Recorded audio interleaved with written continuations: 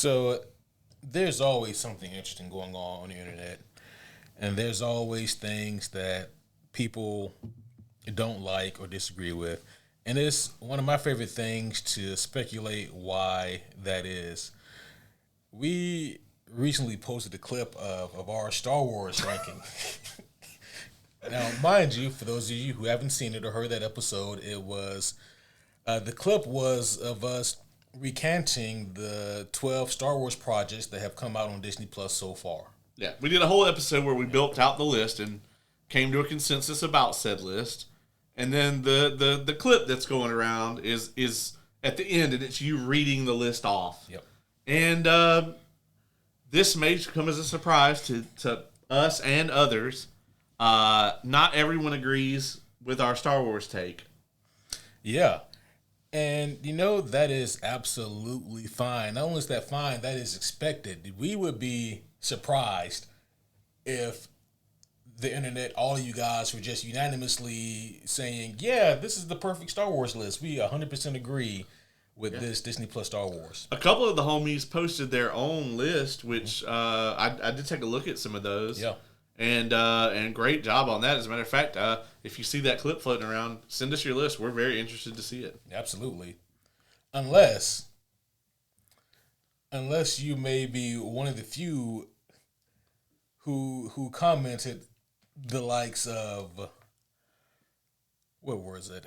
Something along the lines of The Last Jedi is the best Star Wars movie outside of the original trilogy. That was a comment. Uh-huh. Yep. We ranked The Last Jedi last. Yes. Like bottom. Yeah, it was 12 of 12. Yes, 12 of 12. It would have been 13 of 12 had we found a way to do it, but we couldn't. Yeah, like if Kathleen Kennedy, like the night that we were recording, had been like, we have decided that we are going to make a third Ewoks movie, and it comes out right now, we would have preemptively, without seeing it, put it at 12, and Last Jedi would have been 13. Yes. And I also saw a few other takes where a couple people were like, Rise of Skywalker should be last. We talk about this in the full episode, and my take on that has not changed. I think that Rise of Skywalker is by far a worse movie, but it's a better Star Wars movie. And if you don't know what I mean by that, like what I'm saying is Rise of Skywalker is the only sequel trilogy movie that doesn't actively shit on the original trilogy. It's not there to destroy what came before it in order to hoist itself up. It actually is the only one of those three films that honors the original trilogy characters. And for that reason, it does not enrage me. Like, Last Jedi, when I watch that shit, it makes me constantly angry. When I watch Rise of Skywalker, I just feel like I'm watching a terrible film. Yeah. And I am. I mean, it's a very bad movie. The Sith dagger is one of the worst MacGuffins in the history of ever. Mm-hmm. Yeah, and a bad, lazy MacGuffin is always a sign of we don't know what else to do. 100%. But to go back to The Last Jedi, we have always subscribed to an ideology. As a matter of fact, it's even a homie commandment. Number 10, which is love what you love. If there is something out there that you enjoy, some piece of art or entertainment, you don't need anyone's permission to love it, to like it, to enjoy it. You can do whatever you want to do. However, with that being said, you can't pretend that said piece of art is immune to criticism or that those flaws don't exist. And that's where I'm at with these people who are championing The Last Jedi. Yeah. And I mean, that shit cuts both ways. I mean, I've had a few people say, well, Skeleton Crew was actually pretty good. And I believe you. We said during the episode as well that, we ranked Skeleton Crew low, but that was more of a this isn't for me than I didn't watch it and think anything like, oh, this is awful, or I actually thought that a lot of the lore and the storytelling and stuff that they did was quite good, but it just wasn't for me. And so that's going to happen. Absolutely. Yeah. So I guess my thing is this. I will never, I may pick on you, but it's all in jest, but I will never actually belittle someone who likes a movie like The Last Jedi. If you love it, then I'm happy for you because you have the ability to see the good in something that is buried so damn deep I can't even reach that far. Yeah. So kudos to you if you like it. However, I think that it is your opinion and your right to love this movie if you so choose to. But I do think that it is also objectively a bad movie. Oh, for sure. Yeah. So, yeah, Caleb and I, we are petty enough. However, we don't have the time to, but we could give an entire dissertation as to why it's a shitty movie. Yeah. But we won't. We won't. We could. But we will refrain. We will refrain from now. But, with that being said, man, like I was thinking about, oh man, I wonder if I should post like our wrestling Mount Rushmores that we listed. I was like, well, I thought we received hate on that Star Wars. That would definitely. Yeah, that would definitely do it. Which is insane because none of us named a bad wrestler, but I think that it'd be funny to just post Dylan's. Oh, that would be great. Just out of nowhere. Oh yeah, that would be funny. Yeah, I'll be honest with you, man. I actually, I almost put Trish Stratus on mine. I was real close to that, but I did not. So yeah, I mean, I'm not mad at that. I mean, I think that we will see a day where like a Bianca Belair could be on there. Absolutely, yeah. I think that if they keep it this clip, a Bianca Belair, a Rhea Ripley could easily be on anyone's Mount Rushmore. Since we're here, it was announced last night AJ Styles going into the Hall of Fame this year. Yep. He better be on fucking last. I swear to God, if Stephanie McMahon she is is the main event of that, I will be livid. If AJ Styles has to be on the undercard in the Hall of Fame to fucking Stephanie McMahon. But who do you think? So 2 questions. Who do you think should induct AJ if you could pick anybody? And then who do you think they'll get? I was thinking about this earlier today when I saw the clip of him receiving the news that he was going to go in the Hall of Fame. And my first thought was, I really wish that Joe was still in WWE or affiliated somehow because he would have been perfect. Yes, I agree. Like, if I could pick anybody, it would be him. Yep. I don't know that Tony Khan would be against it. Like, if they could work something out, like, because it's AJ, I could see, I mean, honestly, it's Tony Khan. Samoa Joe probably could just walk up in his office and be like, hey, dog, AJ Styles asked me to induct him to the WWE Hall of Fame, so I'm fucking going. And Tony Khan would be like, all right. Yeah. But I don't know if they would, like, part of me wants to be like, if AJ said, I want Joe, that they would move heaven and earth to make it happen. Yeah. But who do you think they'll actually get? Oh, boy. So I started thinking about some of his bigger feuds in the WWE. I mean, Cena comes to mind. Yeah. He'd be fun. I think if they can't get, like, if they're not going to do Daniels or Joe, I think Kurt is a great choice. Kurt would be excellent, actually, yeah.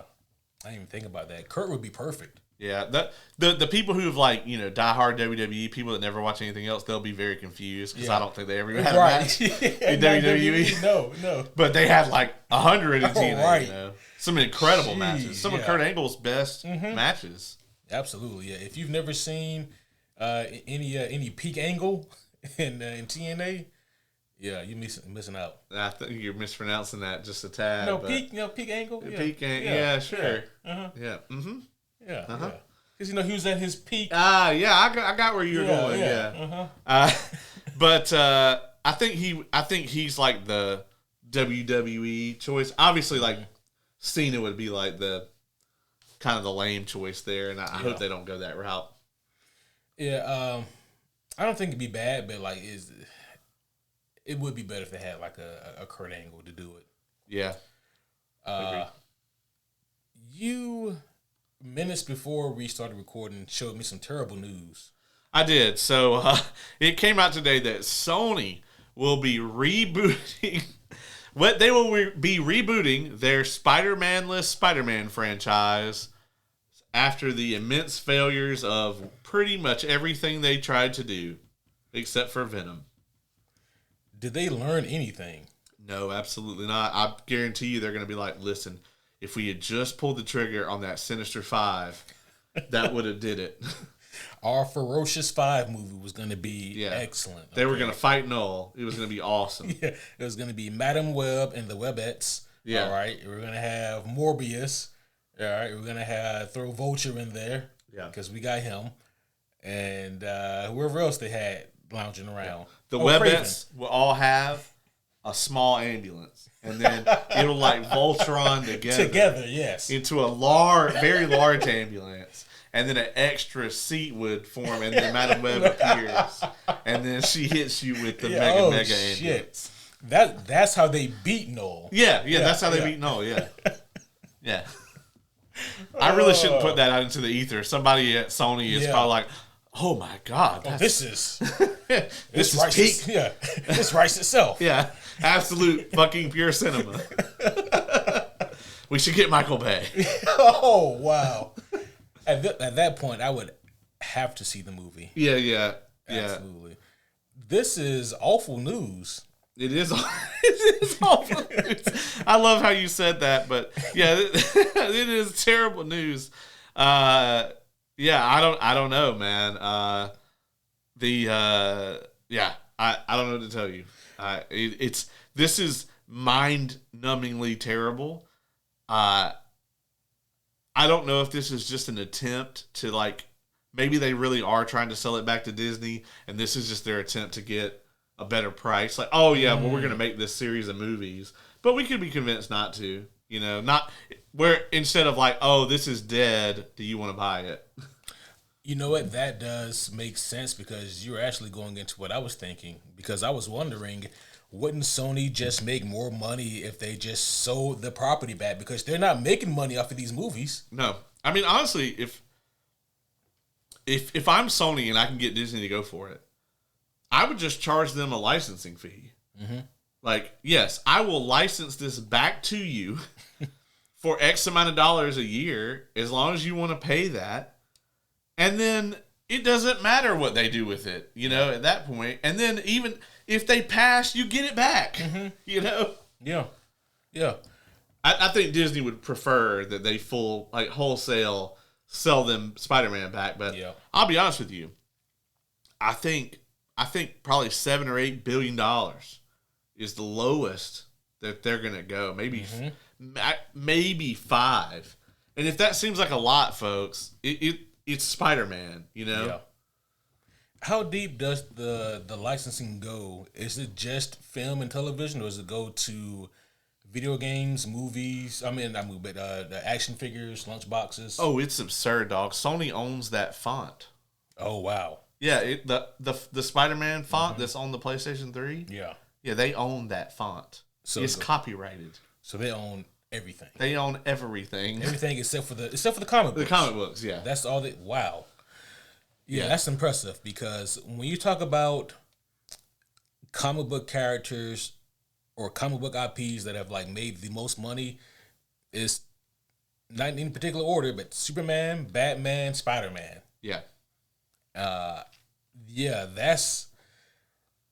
alone, I can see Sony having pause. And I mean, Lucasfilm sold Star Wars to Disney for like, I think $6 billion. I want to say $4 to $6 billion, somewhere in there. You got to think that was in like 2012, 2013 money. Yeah. Which is worth a lot more than the money today. Also, at the time they sold that, no Star Wars movie had ever made $1 billion. Mm-hmm. There are multiple Spider-Man movies that have made over $1 billion. Yeah. One almost $2 billion. Yeah. So, they can damn near name their price. Does Disney have the money to pay them? Who knows? But I think it would be in all of our best interest if Disney just straight up owned Spider-Man. Yeah. instead of Sony threatening us to remake these goddamn movies again. Yeah.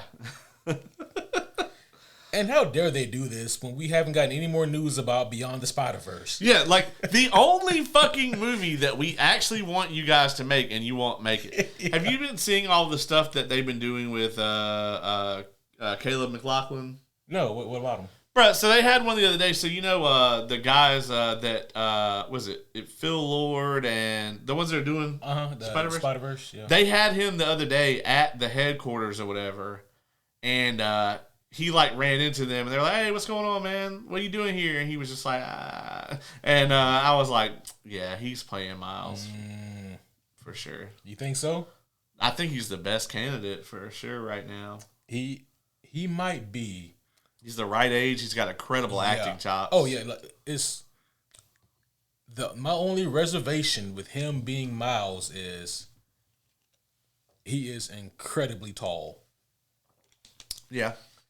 And on the face of it, that's not an issue. It's kind of a non-issue until you put him next to Tom Holland. Right.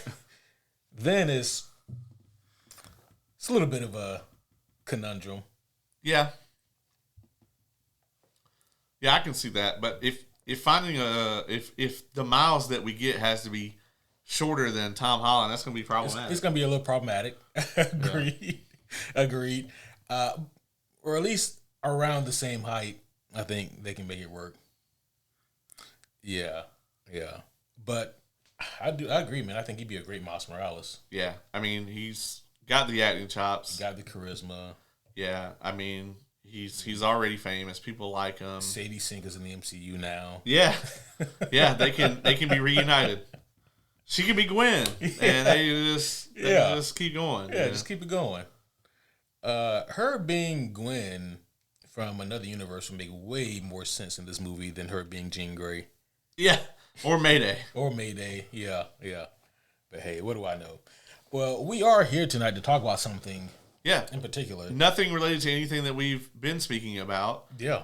We are here to review the latest Game of Thrones spinoff, Night of the Seven Kingdoms. It just recently wrapped up its very first season.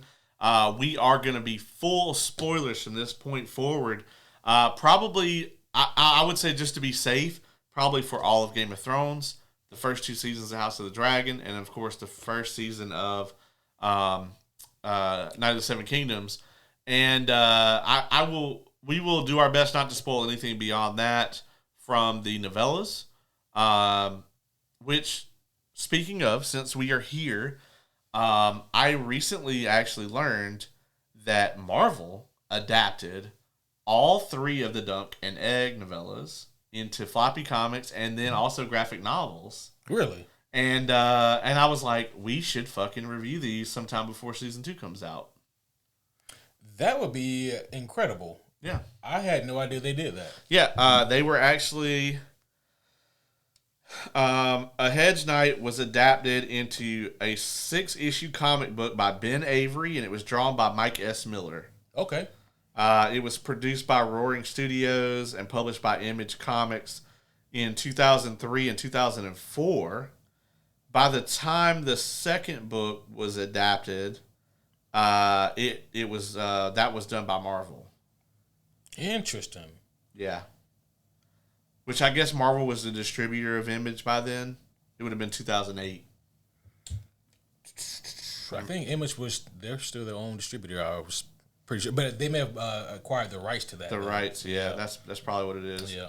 Yeah, and then the Mystery Knight was. Oh no, that's crazy. So Image distributed the first one, Marvel distributed the second one, and then Bantam distributed the third one. Wow. The fuck. I will tell you though, the floppy comics of a Hedge Knight the Hedge Knight are going for insane prices right now. I bet they're out of print like a motherfucker. Yeah. So, yeah. Yeah. And with them being from different distributors, we should probably lock up a graphic novel as soon as we can. Absolutely, yeah. Because I'm assuming the graphic novel has all three of them in one. So there's 3 graphic novels. Okay, gotcha. And so they had split the novellas up into floppy comics. Gotcha. And so yeah, there's 3 novellas. Now I don't know if they're with 3 different distributors. It seems like it'd be hard to do an omni. But that would be dope as hell if they did a Night of the Seven Kingdoms Omni with all of it. Yeah. I mean, at this point, I think if Marvel is interested, they'd be the ones to do it. I mean, they already have one foot in the door. And they got the money to do it more so than Image or Bantam. Yeah. So, yeah, that'd be the move, especially since Image is still mostly creator-owned. So, that would be, that'd be really fun to do, actually. Yeah, so we should definitely do that. Yeah. I'd be interested in seeing a lot of the art for this, but you're new to this material, right? So what was your kind of overall thoughts on Night of the Seven Kingdoms here? Well, I will tell you as soon as we get the proper introductions out of the way. Oh, shit. We didn't do that. We haven't done that yet. Junior, you're supposed to remind us, dog. He's drunk. He is. That's why we got him over here between us today. Yeah. Because he can't act right over there on his own. So. Yeah, he needs constant supervision now. But with that being said, homies one and all, welcome back to another very special episode of the Superhero Homies Podcast. My name is Quentin, and as always, I am here with the world's greatest co-host, the homie Caleb. What's up, everybody? I am very excited to be here nerding out about yet another variety of nerd shit. So that's what we do here, if you haven't figured that out yet. Yeah. Every week, it's just a different brand of nerd. So, yes, A Night of the Seven Kingdoms. This show, I was always at least fairly interested in. I wasn't really sure what to expect because I haven't read any of the source material. Yeah. You certainly have a leg up on me and that. So, sitting down to watch this show, I loved it. I thought that this show was incredible. I think that it came also at the right time. I don't want to say anything to disparage House of the Dragon Season 2 or like the frustrations that maybe that show left with some viewers, myself included. But I think that A Night of the Seven Kingdoms really did a lot to restore people's excitement for this universe. It feels so different from what we've previously gotten in the Game of Thrones universe. It feels very fresh while still keeping that same similar tone and aesthetic and level of gruesomeness. But there's also a level of like lightheartedness that's in this as well. A little bit of whimsical nature in the best way. And I think another thing is that like because of the episode lengths, it doesn't allow for like the more casual viewing audience to be tempted to pick up their phone and scroll and miss important shit. It kind of keeps you locked in for that 32 to 35 minutes. And also the fact that it centers mostly on two characters, I think also allows people to really lock in. There's not that thing of Game of Thrones or House of the Dragon where you're wondering who was that again and what was their name and what was their relation to so-and-so. Yeah. But no, I thought it was incredible, man. What you think? Yeah, so I had read these quite a while back when I thought that George R. R. Martin would write more books. So it's been some time. I probably read these in 2013, 2014, like around that kind of, Game of Thrones coming out era and like, oh man, I need to go and read all these books. The Hedge Knight I've always thought was like a really good book, and I do agree with you that I think this is the right time for this show because this show feels much more like the Westeros we were very first introduced to in season 1 of Game of Thrones. Back before, Ned Stark was killed and all of that, when, they're having the tournament and like the mountain's getting pissed off that is, like he lost the match or whatever and just beheading his horse right there in front of everybody. Just that Westeros felt a lot more dangerous than this one does, although this one will constantly remind you it is the same place. These were always a little more whimsical in nature, like you said. There's a lot more levity in these. It's a lot more lighthearted. And I think the show does an excellent job of luring you into that and getting you comfortable, right? Kind of those first 2 episodes, they're very much like, oh, yeah, this is fun. Mm-hmm. We're going to see this guy join this tournament, and then we're going to see him fight and how good of a knight he is. And this is going to be like a Knight's Tale, but in Westeros. That is not what happens at all. And so I think the casual viewers were very much kept on their toes. I think that if I had my way, I would have seen this as like a 3.5 hour movie. I agree with what you say about the 30-minute episodes, but I hate them. I'm with you. But they always would leave you wanting more, and that's a good thing. But my brain doesn't like it. Yeah. Because I just wanted more and more of this world. The thing that they had to get correct is they had to get Dunk and Egg right. The show depends on them. Yeah. And I honestly, I don't know that they could have cast them any better. It's Peter Claffey is Dunk, and then Dexter Ansel is Egg. Yep. And the two of them, their chemistry is perfect. And honestly, they remind me of the characters so much. They did an excellent job with that. And like I said, that casting, I think, is crucial. Yeah. No, I agree. Because if their chemistry is off, if it doesn't feel authentic, then this whole show falls apart. Yes. Everything else could be just as good as it is. The choreography, the set pieces, everything could be just as good as it is in the show. But no one would give a damn if the chemistry between those two wasn't good. Yeah.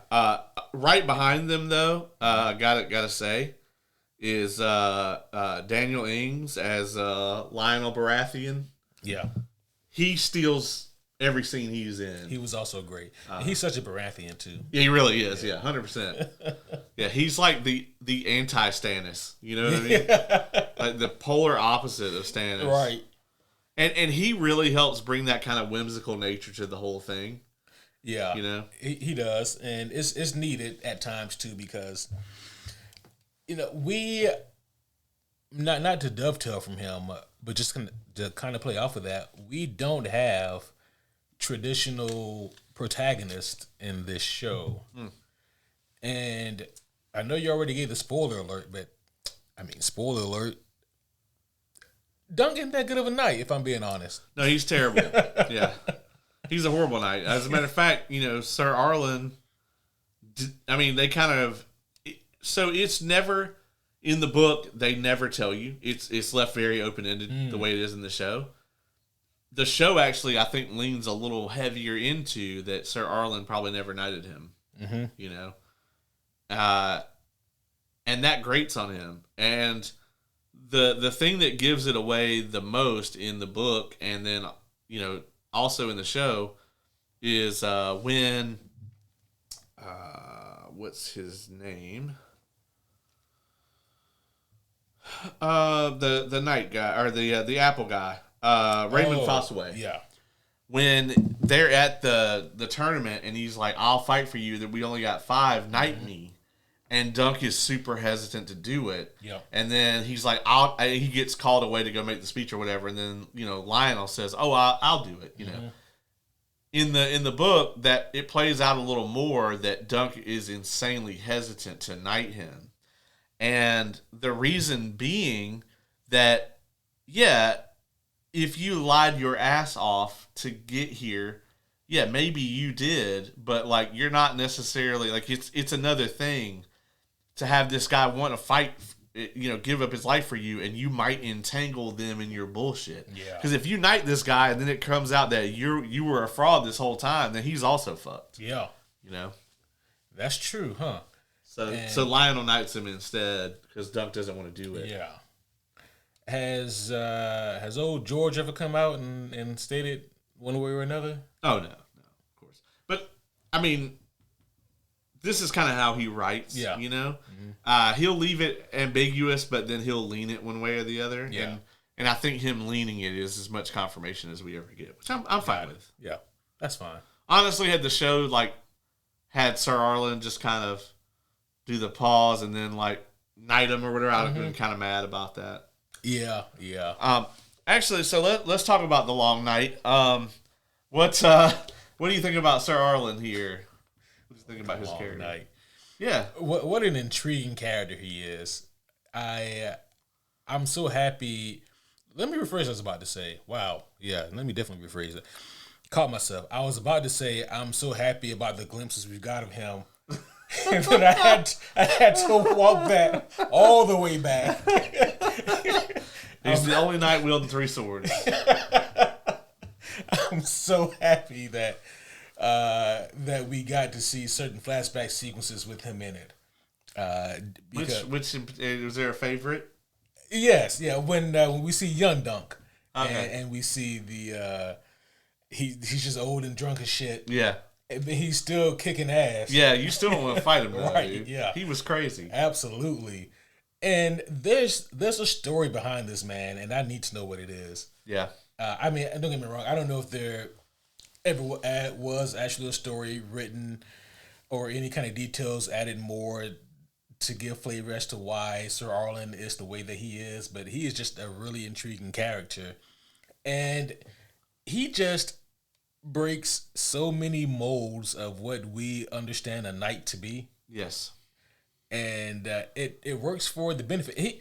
He's what's the knight equivalent to a Ronin? Because that's what he feels like, a drunken Ronin, but a knight instead. Well, you know, the concept here of the hedge knight, right, is that this is basically there's this kind of thought process that like all the knights were wealthy. And that's not true. Like many of them, like the money's got to come from somewhere. You know, all the lords have their own armies. So it's not like if you get made a knight, you automatically just get money from the king or whatever. Now, if there's a lord in need of a knight, you can, of course, get more money from them than like just a man at arms or whatever will be able to get, typically. Unless you're like some legendary, renowned person, you know, whatever. But, yeah, I mean, this whole concept here of the hedge knight, which is what Sir Arlen is and what Dunk is like they're just kind of traveling mercenaries, you know? They're just doing so with kind of this seal of legitimacy, right? You know, that they're a knight. So yeah, that's kind of what they do, you know? Yeah, it's an interesting dynamic between those two, and I even wondered at times, because the show also did a good job of really keeping this a little ambiguous too, but throughout the show I kept wondering how much of anything did Sir Arlen really teach Dunk? I don't know that he did. Yeah. I mean, we don't ever get a glimpse of that. It's really more so that he just kind of let him follow him around. Yeah. You know? And it's like he just kind of learned maybe what he could from watching. That's what I get from it. I'll tell you what, we found out in episode 5. Boy, did we. That he didn't teach him how to fucking fight. Not at all. So, I don't know. Well, you read the novella, so you had a very strong idea. I didn't know what to expect going into this, what do they call this style of fight? It is Trial of 7. Trial of 7, yeah. I didn't know what to expect going to the Trial of 7, but I didn't expect this. I thought that maybe he was going to show strong potential and just that he's got that real grit in him. He's got that dog in him, you know? Yeah. And it starts off and Buddy is having performance anxiety. I'll be honest, for a minute after all those fucking budget cuts they did on season 2 of House of the Dragon, I almost got turbo pissed. Because when he gets knocked out, I was like, I swear to God, if he just wakes up and the fight is over. I thought that same thing. Yeah. I was because we go away from him for a while. Yeah. In that flashback. Yeah. But they did not do that. Yeah. That did not disappoint. And as a matter of fact, that specific episode has actually been causing quite a stir online. I don't know if you've seen I have any of this. But at some point in time, and I'm going to go look at how it is looking now, because there was people like review bombing it and shit just for stupid reasons. It's currently sitting at, let's see, a 9.6. It was at a 9.9 for a little ways. And then even at a 9.6 on IMDb, that puts it up there with like some of the best Game of Thrones episodes. Yep. In the 24 hours after the episode came out, it was up there with like some of the best Breaking Bad episodes. Yep. And then the Breaking Bad fandom, portions of it started review bombing the episode. Like we can't enjoy both. Breaking Bad is my favorite show. I'm not mad at anything that A Night of Seven Kingdom does. Yeah, I mean, that episode, right? Like, I think the show is good, but that episode is up there with some of the best episodes of Game of Thrones. Yeah. And that's the thing that House of the Dragon, to me, and this is going to happen tonight. Like, our goal is not to shit on House of the Dragon. If you want to hear us do that, go listen to our review of season 2.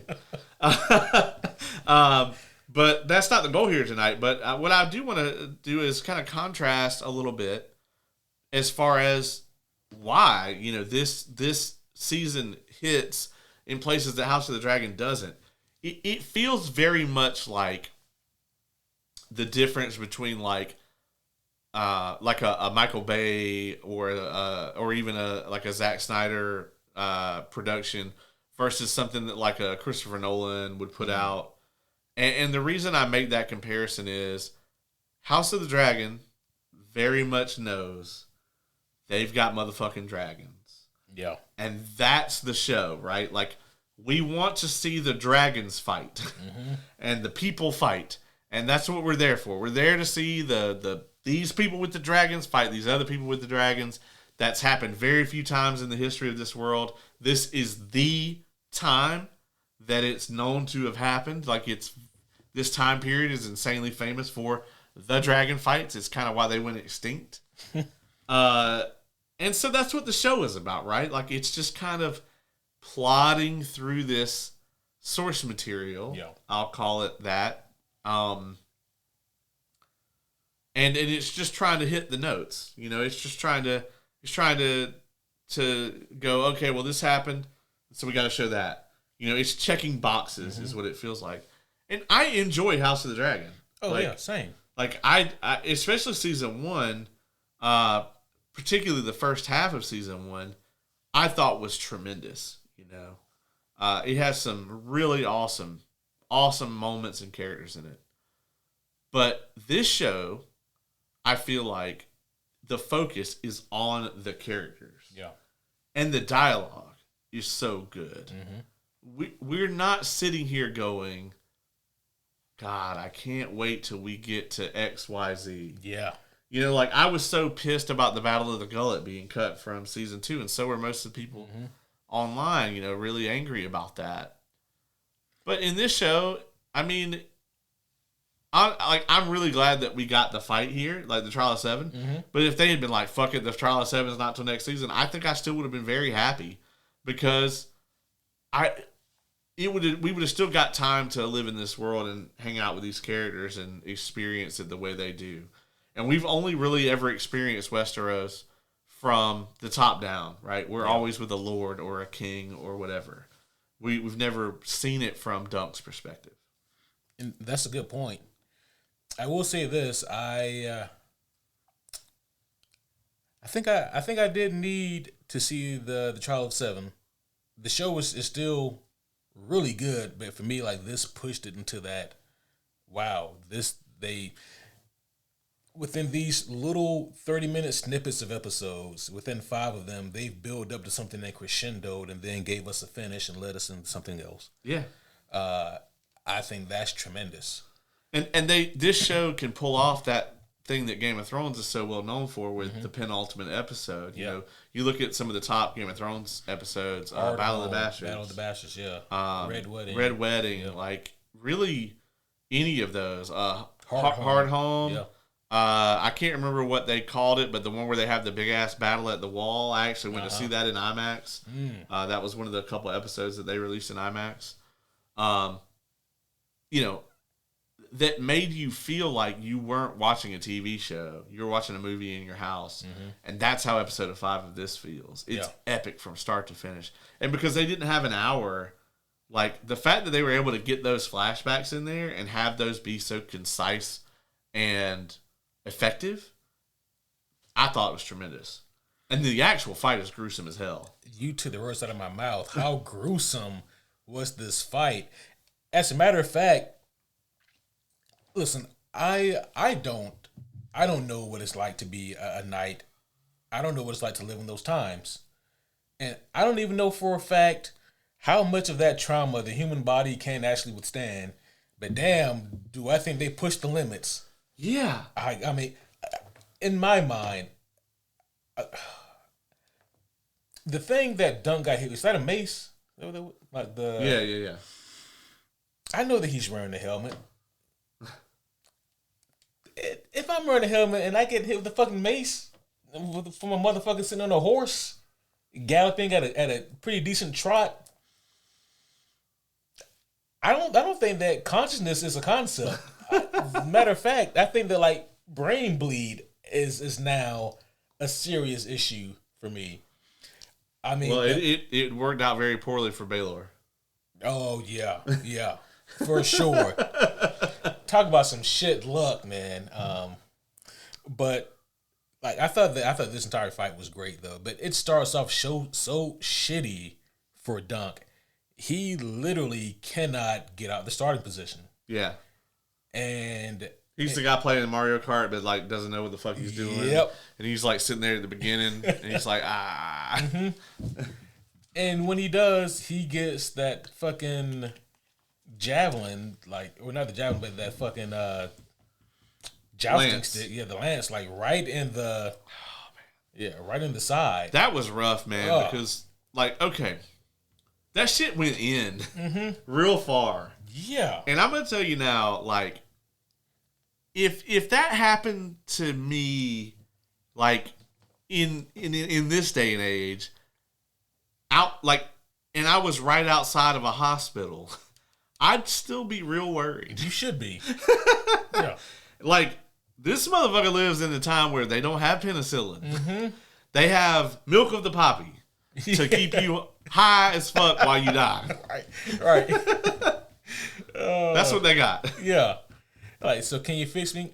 Nah, but we can make you feel high as hell on the way out, though. Yeah. We can give you this opium. Yeah. You ain't gonna think about that no more. Yeah. You're just gonna be like, man, it's weird. People keep coming to visit me this much. This is cool. This is really cool, man. I wish I could move my legs. All right. And like, it's not like the ass whooping stops after he gets the lance. No, it's one thing that these shows are so good at too, right? Is like in so many shows, medieval combat is always like seen to be this crazy, like very simple turn-based RPG. Mm-hmm. You know what I mean? Mm-hmm. And it's always very like glorious and above brow, but that's not how it is in reality. In reality, all the rules and everything go out the window as soon as they have to. And that's one part where like Battle of the Bastards like did it so well, is like it showed the like gruesome in the mud, like the front lines fighting each other, and like just how absolutely like you're just out there fighting for your survival. Whatever the plan, whatever the training was in the thick of it, that shit goes out the window, and you're killing everybody who's not on your side with whatever means you can. Yeah. And this fight was exactly like that. And then when him and it's not Arian, when they finally like go 1v1, that shit is crazy the whole way through. Oh yeah, it's incredibly gruesome. That word is gonna keep being brought up. Yeah, because it's clear that Arian, I mean, the way he grew up, his circumstances, he knows how to fight. He's been taught. Yeah. Probably trained by the best. Yeah. And it's very clear that Dunk has not. He hasn't had any of that. And he's just going off of pure will and grit.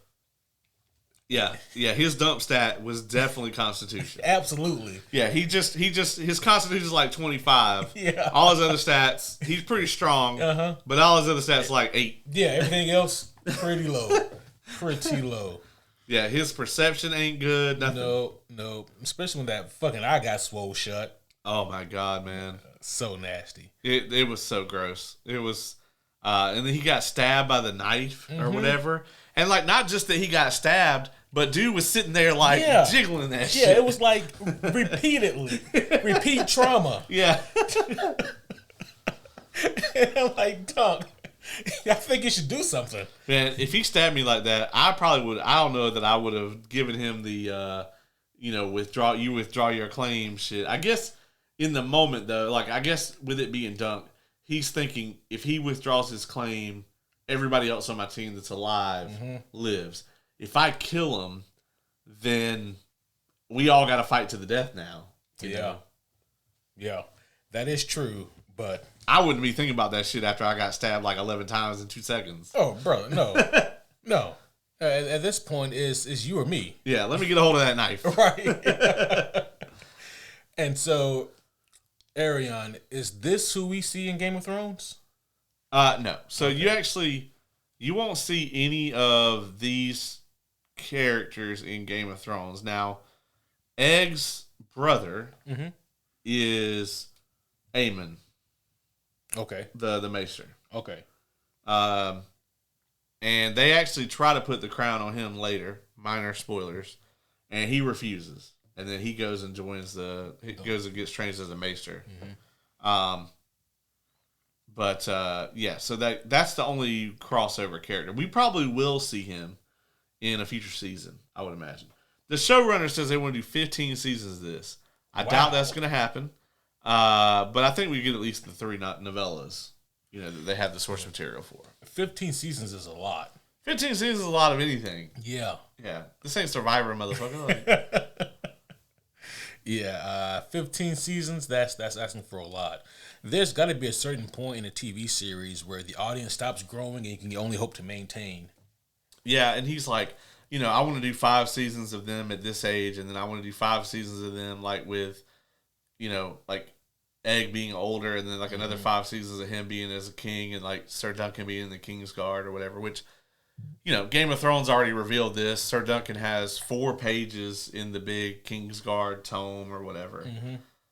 They actually did a lot of very interesting references in Game of Thrones to this because these were already out, right? Yeah. So they had that ability to do that. Yeah, so when I look at this show, right, and I think, like, Dunk's luck, I know that's not a D&D stat, but if it were, it'd be like, I don't know, a 6. Yeah. And I say that because as soon as it looks like he's having some good luck, Baelor bites it hard. Yeah. And this, I knew that something had to happen because how many good people in positions of power do we really meet in this universe? Just a few, and most of them die. And there is no exception here. And I don't know that Maekor is necessarily evil. Yeah, I wouldn't say that. But he's definitely not his brother, right? And the thing is it possible he meant to kill his brother? Maybe. But the books and the show don't really lean towards that, And he talks about how, I didn't mean to kill him, but for the rest of my life, they'll call me Kinslayer or whatever. And he's right. I mean, and honestly, for him, he doesn't want to be the king. Like, it's a fucking Gucci job to be the younger brother of the person who's supposed to be the king. Because they got to go be the king. You just get to live in the palace and be rich. Yeah. Like, yeah. It's a real sweet gig. Right. That's true. Yeah. You ain't gotta do no work. Like the most that might happen is like you might be made lord of whatever. Right. Yeah. So he probably would have. They probably would have gave him Dragonstone. That shit's on an island by itself. Yeah. They don't even serve a purpose at this point in time because there ain't no dragons to grow there. So literally, you just got an island all to yourself. Right. And bitches. Yeah. Yeah, and just money and like custom dragon armor and shit. Yeah. We haven't spoken much about old Egg. How do you feel about him, his character, and his and the actor's performance. So the kid that plays him is amazing. I've seen a lot of backstage stuff about Dexter. He's great. Yeah. He's perfect. He really is. He's absolutely perfect at the role. He's got the levity, but it's so believable because it's honest. You know, the performance is just so good, and like I very much want to see where this kid goes. We talked about Stormlight casting a while back, and I'm like, man, you know, if I don't know how long it's going to take them to get Way of Kings out, but if it took them long enough for this kid to like be like 17, 18, he would make a great Zeth, which is one of the characters in the show. Actually, I told the homie Kevin that he should cosplay this character, because it would just really work out. And I'm like, if he you know got like 8 or 9 years on him, I think he could definitely play this character. That'd be cool. But I think he's killing it here. I just hope that they can get the other seasons out before they start running into a Stranger Things problem. You know, I look at this kid and I think, I don't know how much growing this kid's going to do. Yeah, maybe not. Yeah, because I don't know how old he is, but, you know, they typically they cast older. Right. And so, yeah, I don't know how old this kid is, but, and also it doesn't help that he's standing next to... You know, to Dunk's giant self. It actually works out really well. It does, right? And so it makes that dynamic work even more, and it makes young Egg look even younger, just by comparison, because everyone who he's on screen with just kind of towers over him, but especially Dunk. But I guess the point I'm getting at is this may be kind of a Tom Holland situation where, like, I don't know exactly how much more growing he has to do. Yeah, I don't know. I'm trying to see what the answer to that is. Yeah, he's probably gonna have a pretty youthful look for an extended period of time, I'd imagine. He's only 11. Oh, okay, yeah. So yeah, I mean, hopefully by the time we get season 2 of this, you know, I think it'll be at least a little noticeable. Yeah, you know? When that voice starts changing, that's gonna be. Because right now he's got that really soft-spoken voice, you know. When they're watching the lists, you know, the jousts or whatever, like around episode 3 or so, that episode is so fun. Mm-hmm. Seeing the look on his face and like him and Dunk kind of watching the jousts together and stuff, it's tremendous. It is. Yeah, they did such a good job with the dialogue in this too. I agree. Let's talk about Dunk a little bit. The speech he gives at the end of episode 4. That is the only time. So this show only uses the Game of Thrones theme twice.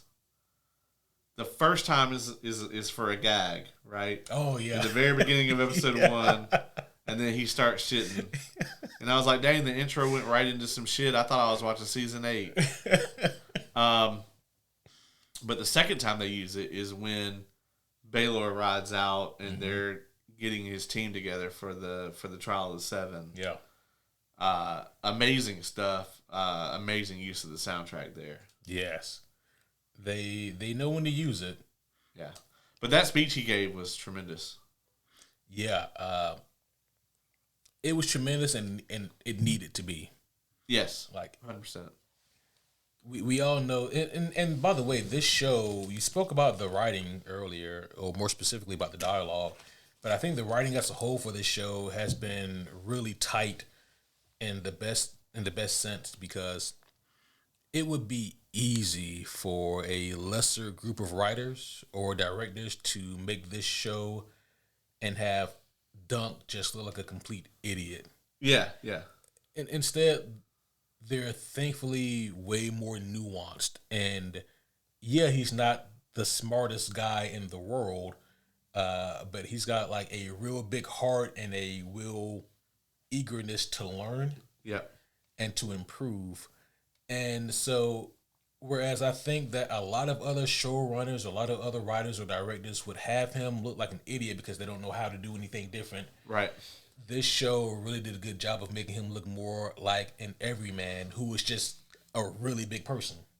very similar to the Ned Stark that we get in the first season of Game of Thrones. Mm-hmm. He's thrown into this, sort of ongoing, parade basically of lords and ladies, and he's very naive about the real circumstances of all of this. When he first gets here, he's like, I can't believe a knight would be so dishonorable, and they're like, what do you mean? Why can't you believe that? You know, or a prince, talking about a Targaryen, and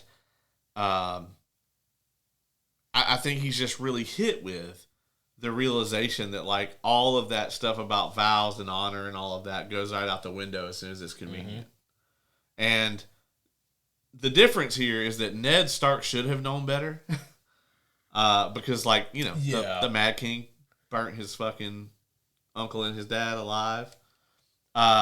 He should have known better. Whereas Dunk, all he really had was Sir Arlen outside of Flea Bottom. Yeah.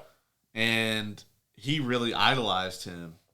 And so it's very easy to see why that's his perspective. I like what you said there, and it kind of took my mind somewhere else. You mentioned the thing about Ned and about how he should have known better because what the Mad King did, some fucked up shit. Yeah. Explain to me and the homies exactly where this show takes place at, or when this show takes place at. Yeah, so this is about, the Mad King, mm-hmm. So Dany's father, is Egg's grandson, I believe. I may be one generation off on that. It may be great-grandson, but that's the relationship. Okay. So Egg, spoilers, Egg will eventually be the king. That's already been given away in Game of Thrones, and he's gonna be Aegon the Unlikely. Is what it's called because he wasn't supposed to be the king, and there's gonna be this whole thing where he's not supposed to be the king, but he ends up being the king. And so we're about 90 years before Game of Thrones. Got it. And we're in this point of, with the Targaryens, this all kind of centers around them as far as like the whole scope of everything.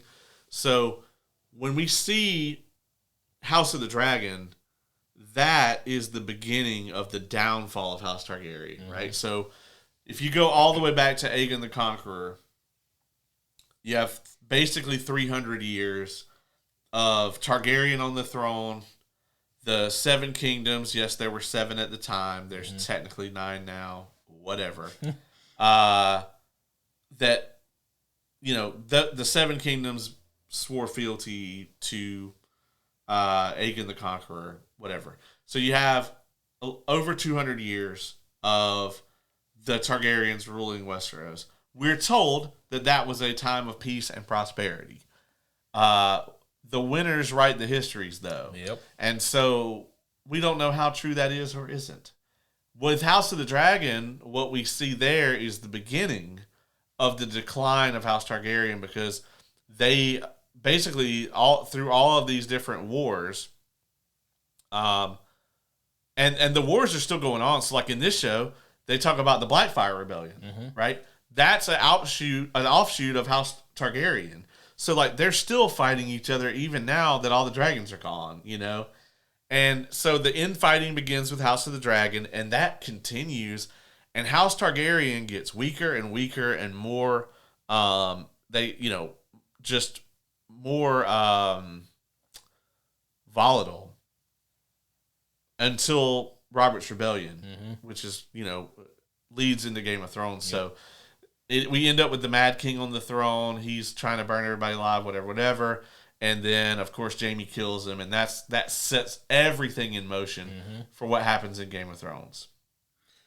Are we ever set to see Robert's Rebellion on screen at any time? So I do believe they are going to be doing a stage play. Okay. Where they're going to be showing some of that. I think that Robert's Rebellion as a miniseries would be incredible. I don't know how many seasons you could do. I think you could do at least probably 3 seasons about all of that and how it all got set up. You could probably do it in 1 season if you really wanted to. HBO wouldn't want to. They would not want to. They want to get that money. They would, if it's good, they would see the ratings and be like, we can make this work. But I think out of what's in the established lore, right? I think I would love an Aegon's Conquest show, and then I would love, and I think that would be the hardest to do of all of them. But I would love a Robert's Rebellion. As a matter of fact, I think Robert's Rebellion, to me, probably made the most sense after Game of Thrones for them to do. Maybe more than this, and maybe more than House of the Dragon. The reason they haven't done it is because there's not a source material. You know, there's barely a source material for House of the Dragon. Like, there's references, like enough references in Game of Thrones and like different things that we know about Robert's Rebellion that they could make the show, but there's not a book that they Robert's can Rebellion actually go to that they can pick up. You know, they're going to need somebody to fill in a lot of blanks. Whereas with this, and it's you know, miraculously, they stick really close to the source material here. Shocking. I know. It's very odd that just tends to work. Yeah. There's a homie commandment about that. There is. And honestly, there's a few things that they cut, you know, from this season, and a few things that they added, and I don't know that any of it, I don't know that any of it is necessarily like good or bad. You know, like I'm fine with most of the changes that they made, but let's see. I'm trying to see. There's a line that they cut.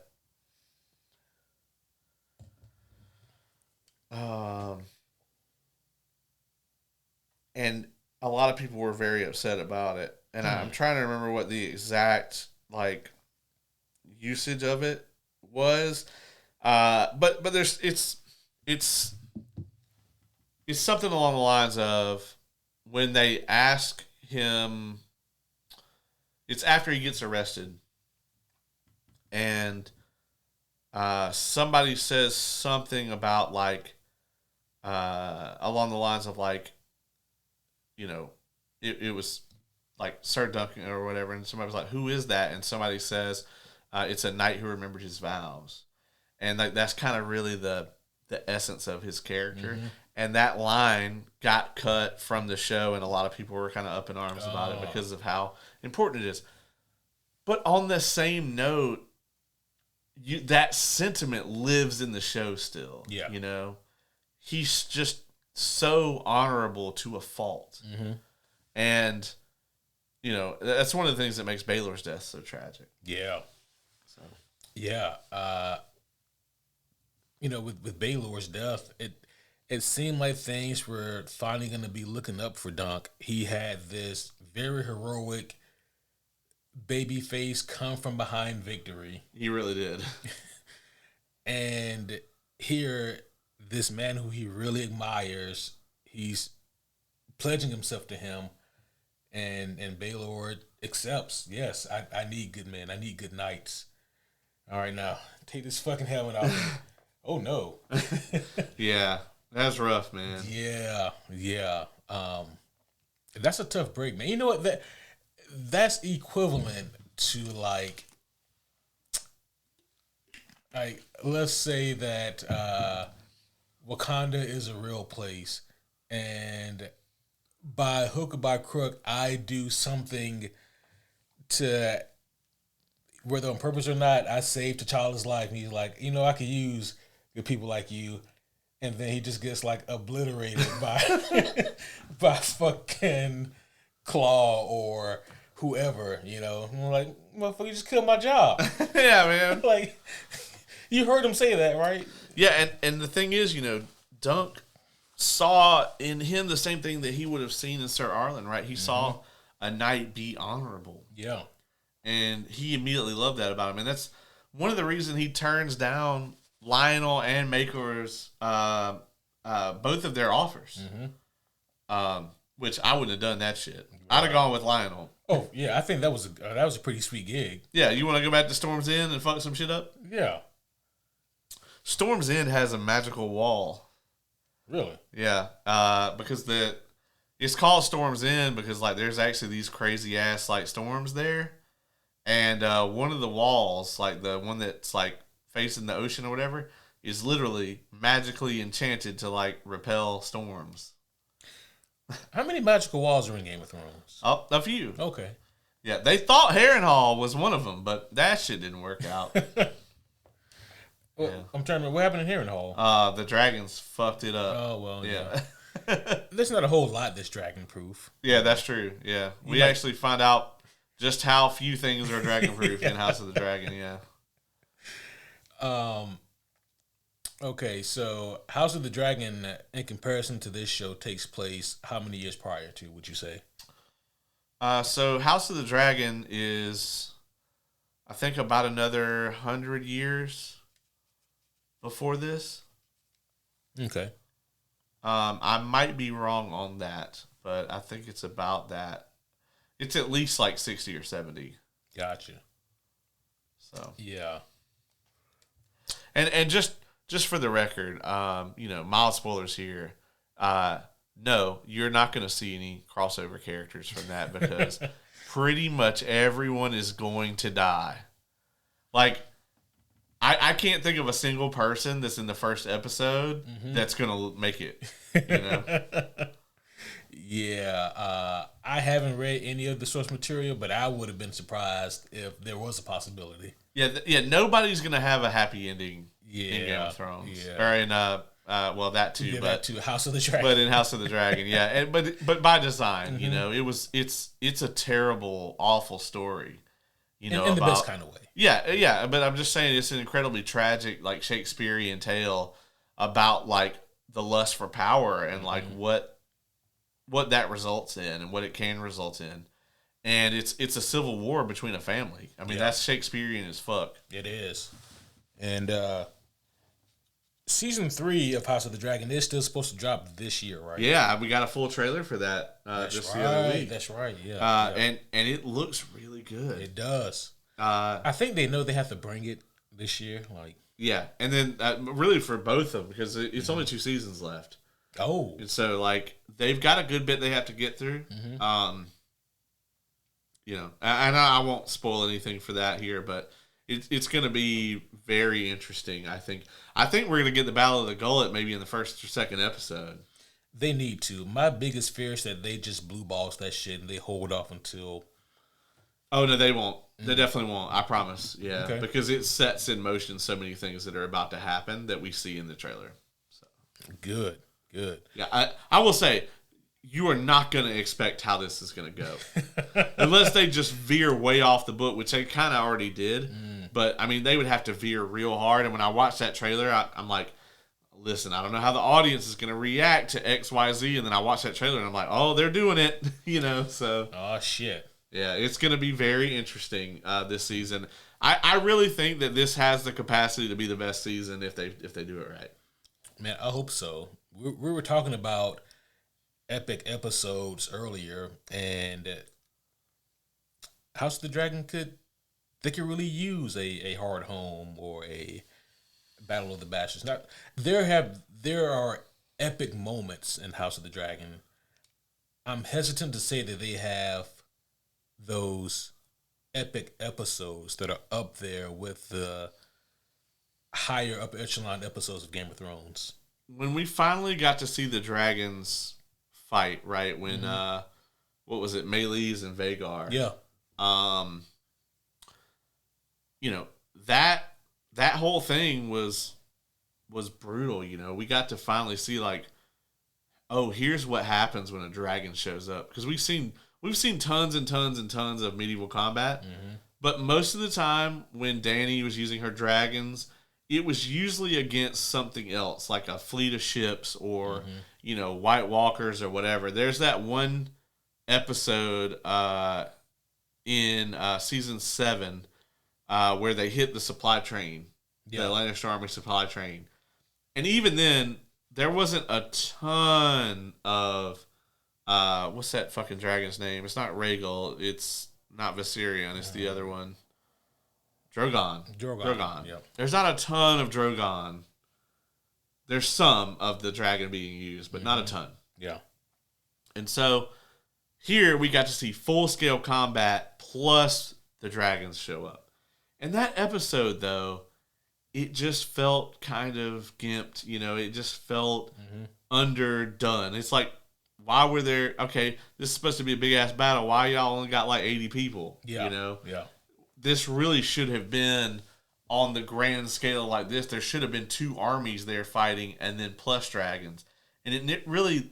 They had a hard time making it feel that way. Now, granted, the dragons fighting was cool as hell, especially everything, how it all happened, Sunfire got fucking rocked. Like, if Vagar hadn't showed up, they would have been wrecked. Oh, yeah. That would have been it. Like, just, it's over with. Civil War's done. Yeah. But that episode, I think, is the closest they've come to that. I think so. The one where they were trying to imprison Rhaenys. Yeah. And she busts out from under the floor on Meleys was awesome. I mean, there's some great moments and stuff in the show, but it just there's something missing from it. It's good TV, but it's just not amazing TV. Yeah. This, I think, was amazing TV.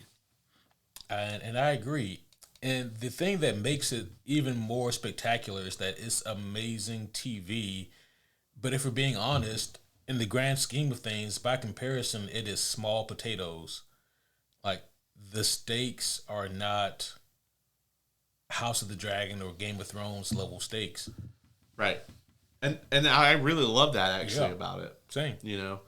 And in some ways, they kind of are, right? Because if Baelor becomes king, right, maybe we don't end up with the Mad King on the throne years and years later. Yeah. Maybe things play out very differently as far as, like, the history of Westeros. So, in some ways, the stakes are still very high, but at the end of the day, it's really just, this is really just about Dunk and his honor and Egg seeing that and really wanting to train with him and the bond that they have. And that's really what this is about. And I guess Pedro Pascal was unavailable. They had Pedro Pascal ready to test, for the shoot. They had some stilts for him and everything. We need to escort a magical child. Yeah. Somebody call Pedro. Is he busy? Yeah. Fuck. He's filming Mandalorian Grogu probably. And he's doing Doomsday reshoots and Secret Wars. God damn it.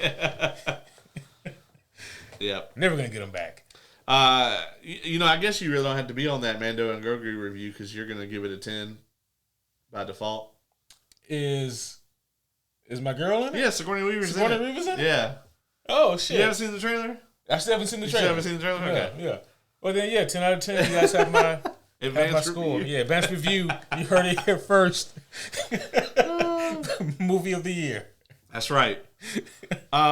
Is there anybody else that we want to talk about? Any other characters? Let me see. I mean, it's like we said earlier. There's not like there's not a ton. Yeah. I liked Raymond Fossaway for what he was. I thought that in the finale, like when he brings the chick out the tent, he's like, "Oh yeah, this is my wife," and you're like, "Oh, y'all were married like when you came here," and it's like, "No, I feel like all this shit happened like last night." Yeah, that's like I didn't know. That's like, maybe I missed something. I just need to go back and... It's a trap. Yeah. And then she's like, I think I'm pregnant. I was like, bruh. Yep. Had sex on screen one time. Daeron Targaryen. Yeah. He was interesting. He was, right? So this is another of Egg's brothers. This is the one that he was supposed to squire for, but he ended up going and getting drunk at the end where Dunk found him. If only he would have been as smart as Tywin and picked up on Egg calling him my lord. And he would have known that he was not lowborn. That was a very interesting little Easter egg that they put in there. It was very nice. But what was your thoughts on him? No, it was he seemed interesting, right? Kind of aloof in a way. All the brothers were different, right? Yeah. But he seemed, I don't know, I don't want to say detached, but just kind of off on his own ish by comparison.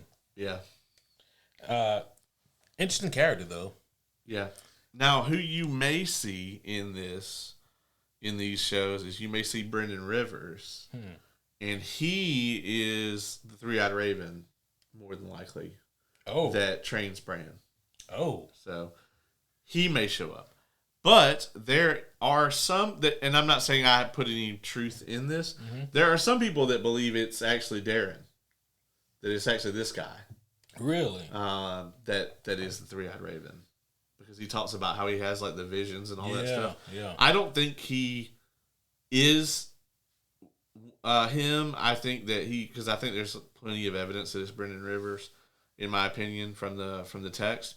But I do think that he probably has some sort of foresight or something like that, So yeah, that seems to be a thing amongst these Targaryens.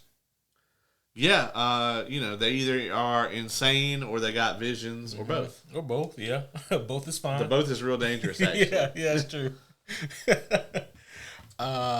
There was something else I had to say about this. What was it? No, we got past Sigourney Weaver being in Mando and Grogu. Was it about the long night? It was not about the long night. Yeah. Oh, yeah.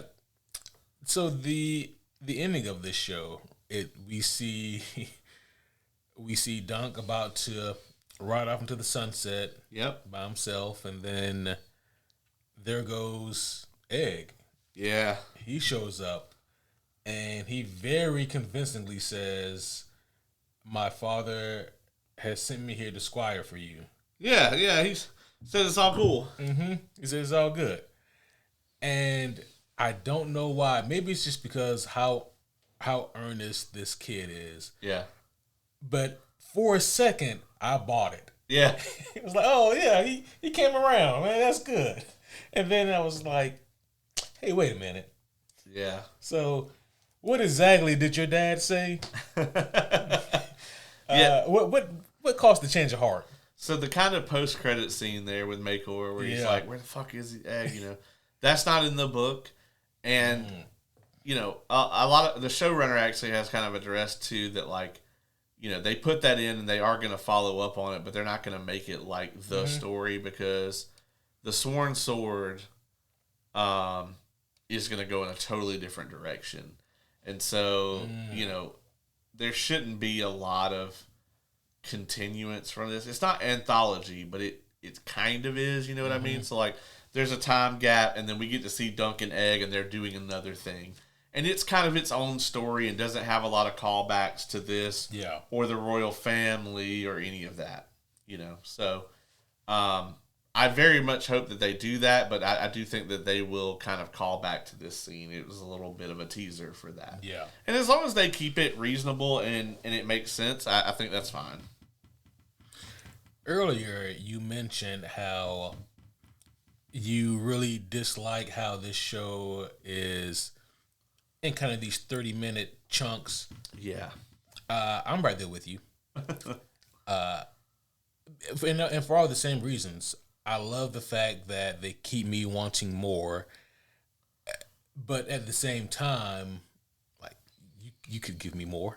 The first 3 episodes especially are kind of all built up where it's like, oh, we're going to get to see Dunk get in this tournament. We're going to see Dunk fight, whatever. And, I mean, whether you are like yourself and are like, yeah, I want to see the motherfucking tournament, or you're like me and he's not going to make it there, you still want to see that shit happen. Yeah. And it took a while. I will say that I am glad that they did the Egg reveal the way they did it. What did you think about that reveal? I thought it was a good reveal. I mean, he picked a hell of a time to do it. That's for certain. Earlier would have been, if I'm Dunk, I'm thinking earlier would have been preferable, but later would have been awful. Yeah. He'd have been handless and footless by then. Yeah. And toothless. Yeah. So, but I thought the reveal was great. Yeah. And it was great because it was presented in a manner that made sense, and it was built up in a way that there was some kind of anticipation for it, but at the same time, they weren't really treating the audience like we're dumb, because I think even if you're a casual Game of Thrones fan, you can kind of piece together that this kid is somebody. Right. So they don't handhold or make you feel stupid or treat you like you're stupid. So I thought it was a pretty cool reveal. Yeah. I thought that it was interesting the way that they kind of did that reveal. You know, the whole time I'm sitting there like, yeah, come on. Yeah. And I really enjoyed like that whole thing, like kind of it being turned on its head or whatever. But I think they're doing a great job with how they're presenting the Targaryens at this point in time, and how Egg is just so different from all of them. Yeah. You know? He's like the very rare, like, you know, he's kind of a whimsical Targaryen. Yeah. But he's also not, like, worthless either, you know, like he's not like his brother where he's just, you know, drunk. Yeah. Yeah. Like, he's got his own unique kind of goals and whatnot, and it makes him endearing. Yeah. So I know that you probably have a pretty solid idea. So I guess say what you feel comfortable with saying with this question. But what do you think they go next, and what do we see for season 2? Well, they will definitely be. There will be a bit of a time jump. Not a huge one, but a little bit of one. They will be going to the Reach. That's as much as I feel comfortable saying, and it will be a very different tale than this one. I think there's a lot of opportunities for some twists and turns in this next season. So, what about you? What are you thinking on this? I mean, I honestly have no clue. The way they leave it, right? Yeah. Doesn't really give you a whole lot. Yeah, I mean, it's pretty up in the air, and they can kind of go anywhere within the 7 and or 9 kingdoms. It's 7 unless you ask Egg, and then there's 9. And then there's 9 because the Crown Lands isn't a kingdom, and the Iron Islands are not technically a kingdom. So yeah, yeah. That I thought that was kind of funny, and then I ended up asking myself, are they going to change the name of the show? Right. They did kind of at the end there. That would be really funny. Yeah. Oh man, well, what else do we have for this show? I don't know, man. We've kind of gone all the way through. It's only the whole season's only 3 hours long. So. Yeah, I was gonna say it's only 6 episodes and 35 minutes. In most cases, that's with credits. Yeah, and recap. So yeah, 30 minutes or less. Yeah, I mean, like a pizza in the 90s. Right. Yeah, so there's not a whole lot more else for us to discuss with this one. We kind of thoroughly went through it. But no, I think we can score it, and I think so, and get to hopping. Yeah, GTFO. Yeah. Incredible show. I really dug this. I do. In the future, when they do this show, they either need to keep the 6-episode format and bump them up to 45 minutes, or. And I don't like this option as much. They can keep their 32-minute format and give us, I don't know, 8 to 10. They may like that more because that keeps the show on the air longer and keeps that viewership up for longer periods of time. But yeah, I would really prefer if they kept the 6-episode format and gave us maybe another 15 minutes. I feel like there's a bit more they could do in the second one. But I am really looking forward to reviewing the graphic novels. Yes. I got to do some searching on my websites, make sure I can still get a hold of them because... Yeah, I'll let you look first because I don't have all the fancy sites. So, if you can get a hold of them for a reasonable price, let me know, and we can just like go in on it or whatever. Absolutely. And what are they called again? What's the technical name? So it's I believe just called the Hedge Knight. So the Tales of Dunk and Egg. Okay. So there's the Hedge Knight, the Sworn Sword, and the Mystery Knight. Okay. Those are the 3 that are out right now. So yeah, I'll definitely do some checking on that. 6 months ago, it would have been a lot easier, I think. Yeah, well, 6 months ago, it may not have been easier, but it would have been cheaper. Yeah, correct.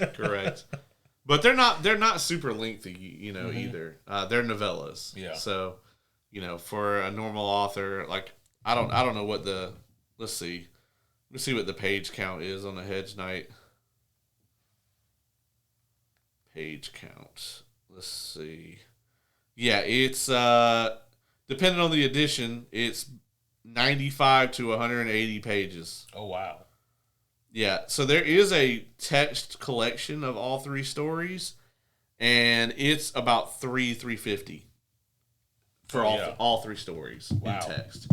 So that's not that's a novella for Brandon Sanderson. Yeah. Right.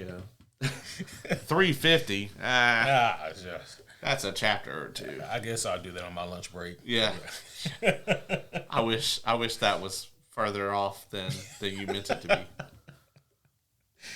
Well, would you like to go first, or would you like me to? Yeah, I'll go. Right. So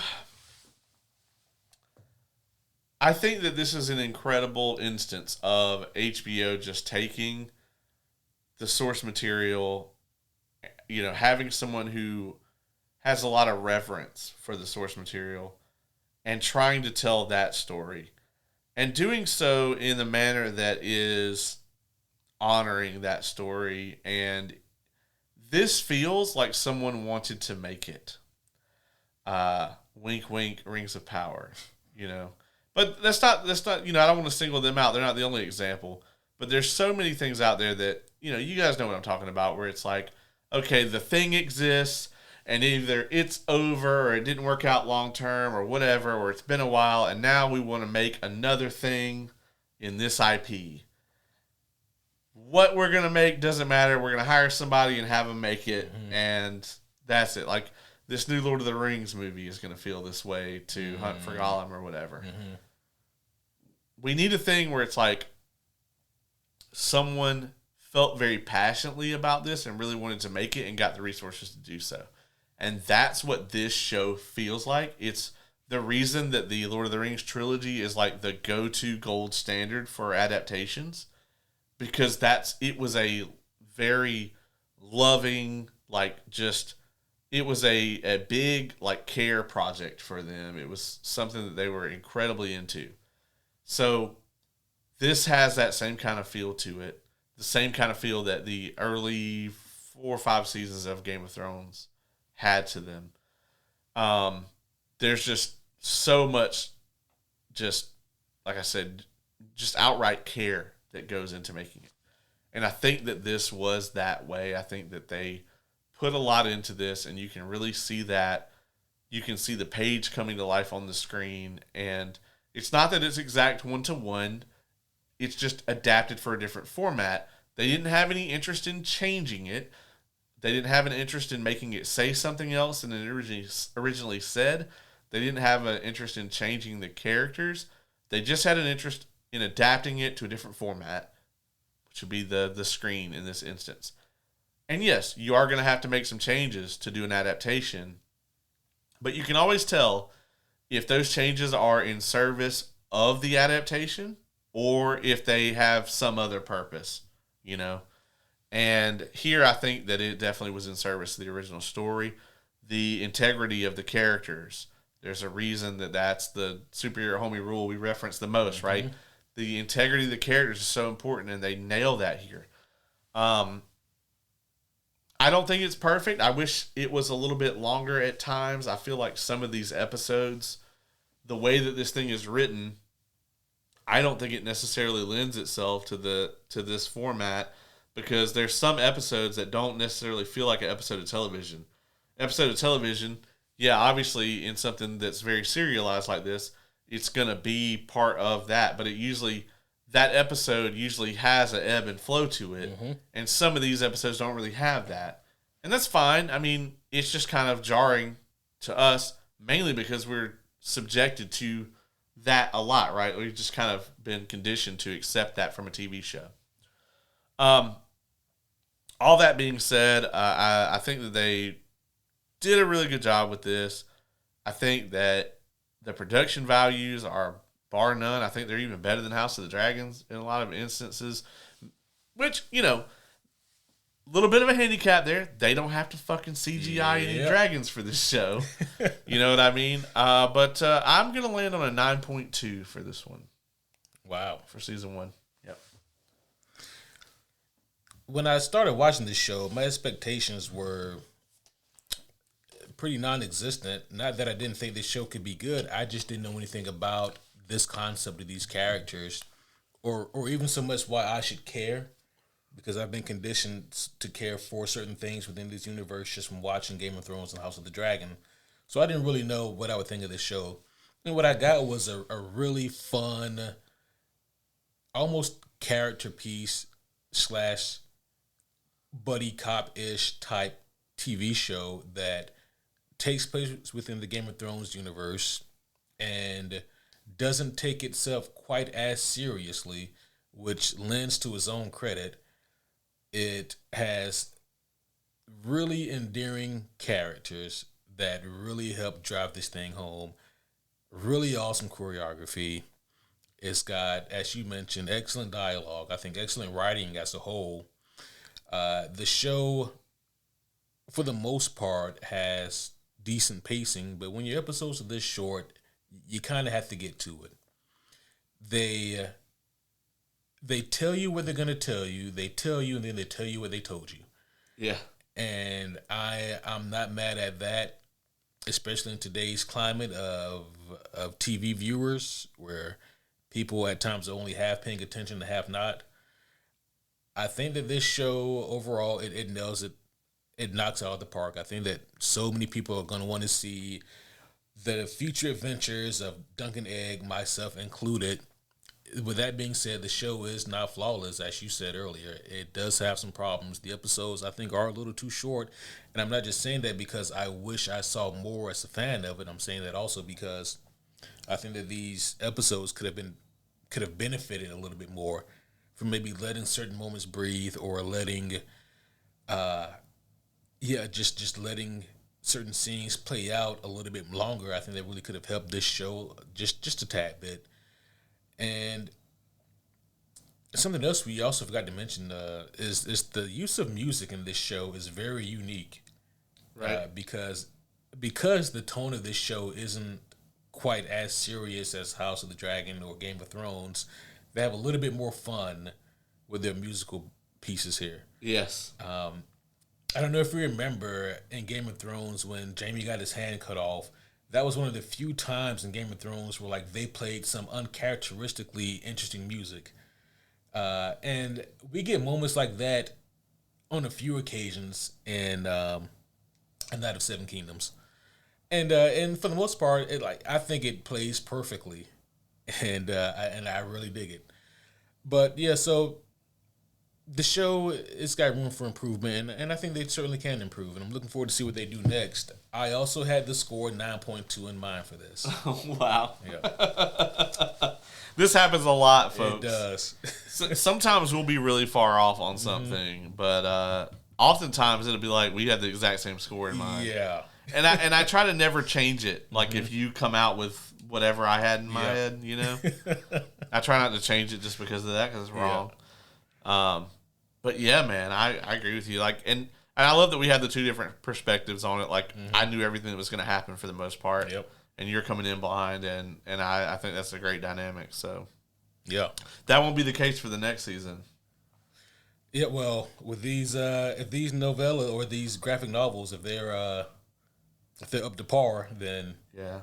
I was looking at it, and I think the third one's actually going to be the hardest one to get, just from what I was looking around. The other two, I think they have they're paperbacks. Okay. But you can get them for like $18 on Amazon. Okay. Okay, that's good then. But I if you can sniff out a hardcover, I wouldn't be opposed. Yeah. To having this. I'm gonna try my best to find one without going to eBay where all the scalpers are. Oh yeah, no, I ain't trying to pay no $600 for that. Bro, you should see like what people on eBay are trying to sell some of these books for. I'm like, I can sell that for this much? Yeah. Like, no, dog. Hey, speaking of things, we were talking about Breaking Bad earlier because it's come up in the conversation. Have you watched any more of Pluribus? I haven't. I need to, though. I finished the first season, yeah. What'd you think? I want more of it. I thought it was... It's a really cool idea. It's a very interesting thing. It's very Vince Gilligan. And I love Rhea Seehorn, though. She's excellent. Yeah, so season 1 is not going to answer any of your questions. It's just going to give you a lot more. Okay. But I'm definitely hyped for a season 2, and I hope we get probably... I think with this show, 3-4 seasons is all it needs. Anything past that, I'm probably starting to get lost feeling. Like the show Lost, and that's not good. I'm be angry. Yeah. I don't think Vince Gilligan has any interest in steering his fan base in that direction. Yeah, he didn't want Breaking Bad to be like he wanted to do one season, and they split it up. You know. Yeah. What are we doing next week? What we got coming up? Well, I had in mind this week to potentially do a throwback. Oh shit, son. Yeah. It's gonna be we're no longer throwing back to 25, 30 years ago. We're doing a throwback to when we used to do the throwback. Yeah. It would be hilarious. So this is a throwback to the last throwback we did. Yeah. Yeah. And I do believe it is my turn to pick. So if we can get the crew all lined up, I would love to do a throwback episode. Yeah, or we can do the homie one that we've... Yes, or we can do the homie one that said we can do forever ago. And the reason I didn't bring that up is because I need to find that message again to see what the options were, because I don't remember. Yep, you got to go look that up. Yeah. But, that is the plan for now. I want to do it now while things are starting to calm down as far as releases go. Yeah, because we've only got like a month or so. I know. What, Born Again starts in March? Starts in March. And then on top of that, like, I'm traveling for work in March. So, and April. We are probably going to have to record, like, I can only, like, the only thing I can figure is we're going to have to do our Born Again day. And then we're going to have to record reviews of Invincible. And the boys just back to back on a different day. Yeah. Born Again. Because there's going to be weeks during April where all three of them are out. There's going to be days in April where the boys and Invincible come out on the same day. Yeah. That's just insane. Come on, Amazon. Right. Why would you schedule it like that? Yeah.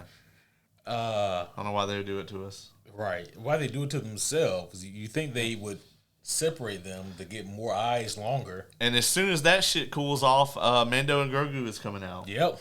And we don't have a release date for House of the Dragon yet, but it's coming. Like I was very pessimistic thinking like December, but I think we're going to get it in the fall or the summer. You know? So it's coming. Man, well, we'll be ready for it. That's right. Bring it on, bitches. We're here. But that's going to be all for now, homies. Hopefully you guys have enjoyed this episode, this breakdown, this review of A Knight of Seven Kingdoms Season 1 out of a potential 15. We'll see. If they do 15 seasons, we'll be here. We'll be here, yeah. They're not going to get that, but I think they're going to get 3 and then see how it's looking, you know? Yeah. If the young Dexter who plays Egg, if he starts to look Dunk in the eye, then they may think we should probably end this. I think it's going to be more like just the ratings, right? Like if it's getting millions of streams, they ain't shutting that down. That's true. Yeah. You know the at most they'll just pivot and do Robert's Rebellion or Aegon's Conquest or whatever. They have to know though that at some point they're going to run out of like major stuff that George has written because he hasn't fucking written anything in over a decade. So, yeah. They're going to need a new cash cow or something. Yeah, they gotta go somewhere. They probably really wish that they had acquiesced to whatever Sanderson wanted when it was on the table. Yeah. I think a lot of people are probably wishing that about now. Yeah. If not now, then they will in a couple years. Yeah. But that's going to be all for now, homies. We will see you guys again very soon. And most likely we will see you guys next for the throwback. But until then, my name is Superhero Homie Q. I'm Superhero Homie Caleb.